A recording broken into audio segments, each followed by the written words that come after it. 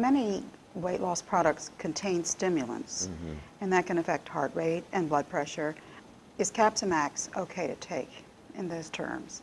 Yeah, in terms of hemodynamic response, in terms of blood pressure, or in terms of heart rate, most of the studies have noted, minimal effects when you compare the treatment, the Capsimax or the capsaicinoid, in comparison to the placebo in terms of a blood pressure difference or a heart rate difference. So there's some slight increase, in most studies. By slight, I'm talking about a few millimeters of mercury or maybe a few beats per minute in terms of heart rate.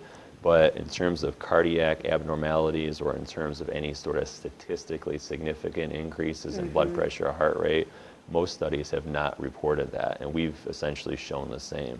The blood pressure and heart rate response is almost identical to treatment, and the Capsimax blend study essentially showed the same as well. So I think that's interesting, and that's important for people that potentially are going to use a product like this or a quote weight loss product. Many of the weight loss products, of course, in the market are stimulants. They are stimulants. And because of that, looking at the demographic of people that are using weight loss products, which may be individuals who are overweight or obese, and oftentimes people who are overweight and obese or obese will have